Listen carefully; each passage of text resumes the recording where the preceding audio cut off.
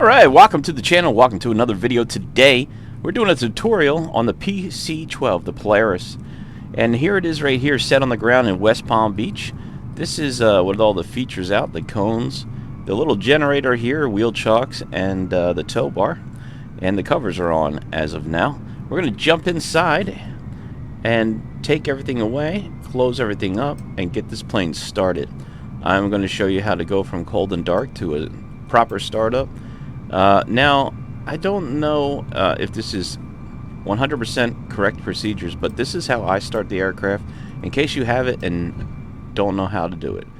This is the iPad here. If you click on it, it will stow in the right hand side in this little compartment here, and it comes out by clicking on it, just in case. Alright, let's get started. Welcome to the channel, ladies and gentlemen. Alright. First things first, we want to come over to the overhead and turn battery 1 and 2 on, and then we're going to come over to this side of the panel where it says we're turning on the inertial separator there, and then we'll turn on no smoking and the seatbelt sign. Now that we have done that, we'll go ahead and I believe I have a checklist here. Alright, so we got the batteries on. We're going to check for 24 volts as required, which is right up here. See, 24 volts. So we'll accept the aircraft for startup. For startup, we got the inertial separator on, we have the seatbelt signs. Now we'll turn the navigational lights on to let people know we're about to get ready to start the aircraft. We'll come down here to the EPA system, which is located at the bottom of the panel here. Here it is right here, and we're going to hold that down for the green light, testing it for 5 seconds or so until the EPS on amber light comes back on. And there you go. We'll push it back up to arm, and that's working properly, which is fantastic. We'll switch it back to the arm position, making sure that the amber light is on, which it is. Landing gear lights to the right of it, make sure they are 3 green, and the landing gear is down as required. Of course, our parking brake is set. Now, the parking brake should have been the first step, but in the meantime, we'll continue forward here to the panel cross lighting. This is your panel cross lighting. The first one right here that says passenger door and cabin door, they are not lit up, so they are closed, which is what we need for startup. Just want to make sure that both of your doors are closed before startup.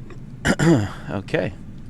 Now we'll go to the ECS, environmental system, and we'll make sure that is in the off position. After that, we can go to the main overhead. I'm sorry, move this, and manual override. We make sure that is in the off position, and then we come over here and make sure this is in the cut off feather position, which it is. And then before startup, beacon light, so we'll come back up to the top panel here, and beacon light will come on. That is also another notification to the outside that we are about to rock and roll and get ready to start the aircraft. So I'm just going over my checklist here. Alright, number 14 on my checklist is look around the aircraft here, make sure the prop section is clear. You can clear that master caution switch as it's blinking. And now we are ready to initiate the startup procedure. So we'll go to the overhead panel once again, and we'll go ahead and turn that to on. We're going to put it back to auto in a second. Initialize that. Oh yeah, one other step. Don't forget to put the fuel lever down here, or you will not get a startup.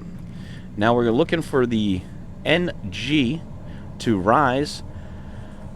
We don't want a hung start, so condition lever, we can move that to ground now once we stabilize our NG. So it's stabilized at 18%, as you can see here. So now we'll come over here and we want to move this to the stabilized position. Alright, and now we should see a rise. There we go. This is going to rise up. We're watching the NG and the ITT, seeing where the ITT temps out at and the NG. We want the NG to be above 50 for a startup. And always make sure that your lever is in the idle position. So far so good. We got 63%. Our ITT is temping out at 761.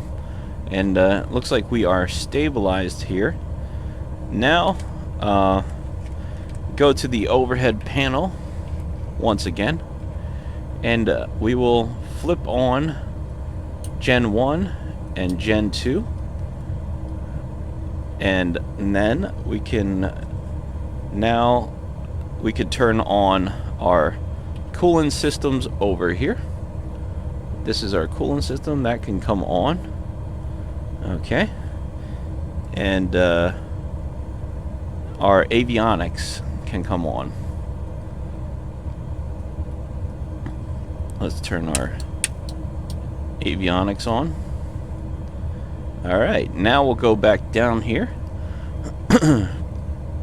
Back to our ECS, excuse me. And we'll set that back to the auto position. And that's it. If you want to do anything else, that's pretty much it. We have the plane started and stabilized.